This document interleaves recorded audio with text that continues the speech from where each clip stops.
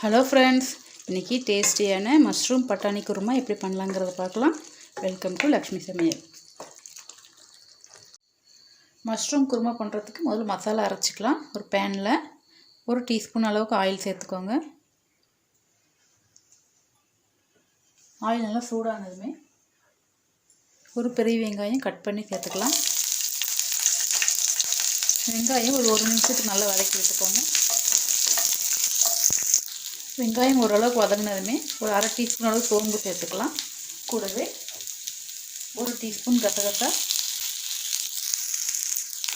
1 table spoon முந்திரி, ஒரு அரை கப் அளவுக்கு திருகின தேங்காய் சேர்த்துக்கலாம். தேங்காய் சேர்த்து ரொம்ப நேரம் வதக்க வேண்டாம். ஒரு 1 நிமிஷம் போல் லேசாக வதக்கி விட்டுக்கோங்க.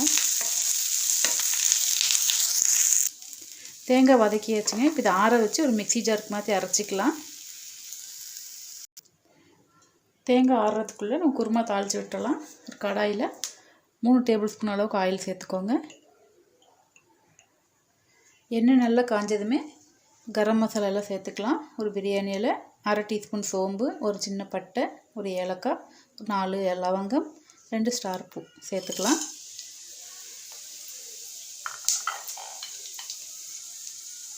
சோம்பு நல்லா பொரியட்டும். சோம்பு நல்லா பொரிஞ்சதுமே 2 மீடியம் சைஸ் பெரிய வெங்காயம் இந்த மாதிரி பொடியாக கட் பண்ணி வச்சுக்கோங்க. கூடவே 3 பச்சை மிளகாய் அதுவும் சேர்த்துக்கலாம்.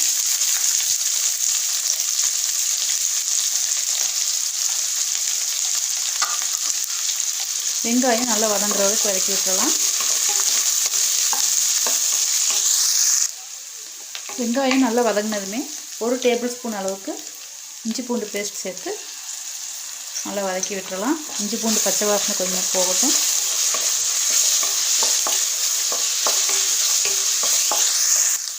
இஞ்சி பூண்டு நல்லா வதங்கினதுமே 3 மீடியம் சைஸ் தக்காளி எடுத்து இந்த மாதிரி பொடியாக கட் பண்ணி சேர்த்துக்கலாம். இப்போ தக்காளி நல்லா வதங்குற அளவுக்கு வதக்கி விட்டுறலாம்.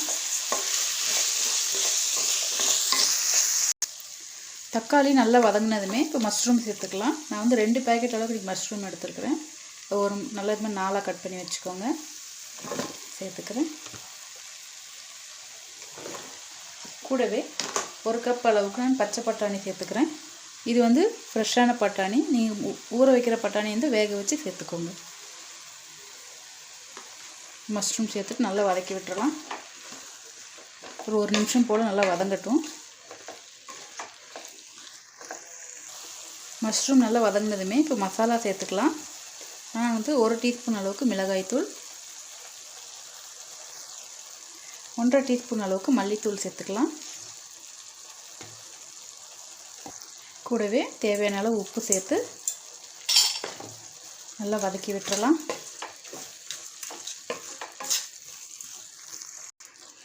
மசாலாலாம் நல்லா கலந்து விட்டுட்டு மீடியம் ஃப்ளேமில் வச்சு ஒரு மூடி போட்டு ஒரு 2 நிமிஷத்துக்கு வேக விட்டுறலாம். வேகட்டும். ஓப்பன் பண்ணி பார்த்துடலாம். தண்ணி எதுவுமே சேர்க்கலை. மஷ்ரூமில் இருக்கிற தண்ணியே வேகிறதுக்கு சரியாக இருக்கும். நம்ம அரைச்சி வச்ச தேங்காய் பேஸ்ட் சேர்த்துக்கலாம். சேர்த்துட்டு கொஞ்சம் தண்ணி சேர்த்துக்கலாம். அது ஒரு கப் அளவுக்கு தண்ணி சேர்த்துக்கிறேன். உங்களுக்கு திக்னஸ் பார்த்துட்டு எந்தளவுக்கு தண்ணி வேணுமோ அதை சேர்த்துக்கோங்க.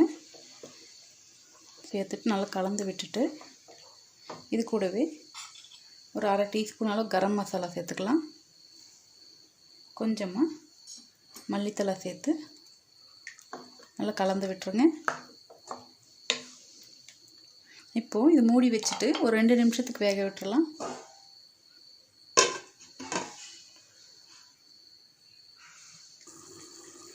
இப்போ ஓப்பன் பண்ணி பார்த்துடலாம்.